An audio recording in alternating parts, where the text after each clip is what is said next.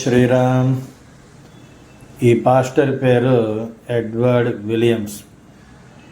వీడు అప్పుడప్పుడు కామెడీలు చేస్తూ ఉంటాడు. ఈసారి ఏం కామెడీ చేశాడో చూడండి. ఆమె ఒక ఇస్త్రీ పెట్టి అమ్మేసి డబ్బులు ఇచ్చింది. ఆ తర్వాత దేవుడు 2 ఇస్త్రీ పెట్టెలు ఇచ్చాడు. అంటే నేను నీకు గొర్రెలా కనపడుతున్నానా?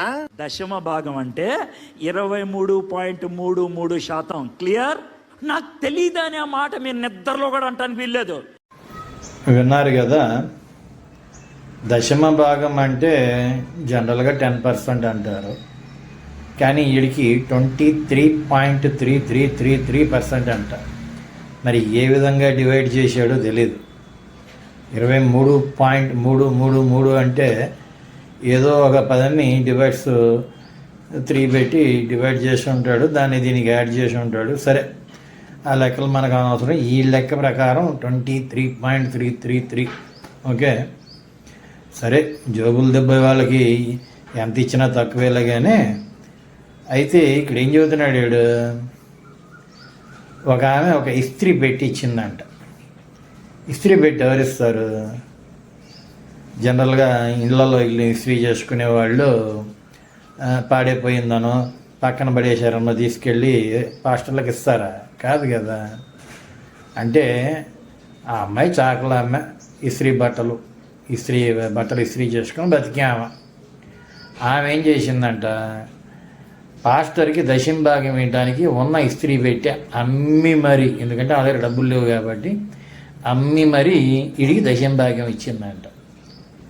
ఇస్తే ఏమైంది, ఆ తర్వాత ఈమె 2 ఇస్త్రీ పెట్టెలు కొందంట.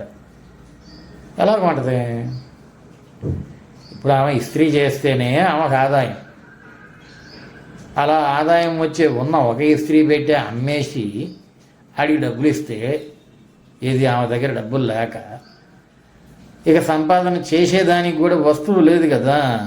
పనిముట్టు ఉంటేనే కదా సంపాదించేదానికి, పని చేసేదానికి, సంపాదించేదానికి.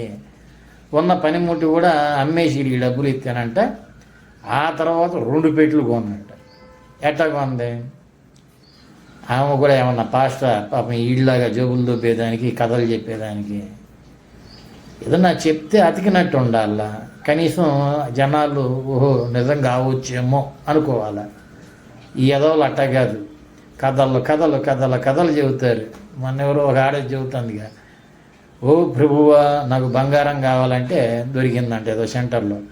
ఆ బంగారం మీద 916 అని రాసి ఉందో, కేడిఎం అని రాసి ఉందో, మరి ఏ జ్యువెలరీ షాప్ ముద్రేసి ఉందో, యేసు ప్రభు ఎట్టా పంపించాడు, ఎవడి మెడలో, ఏ హిందువు మెడలో ఆ చైను లాగేసి రోడ్డు మీద ముందు పడేసి ఆమెకి దక్కేలా ఏర్పాటు చేశాడు.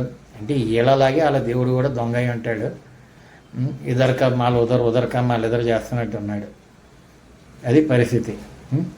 చెవులో పూలు పెట్టేవాళ్ళు ఒకప్పుడు, వీళ్ళు పూల చెట్లే పెడుతున్నారు. ఓకే, జై శ్రీరామ్.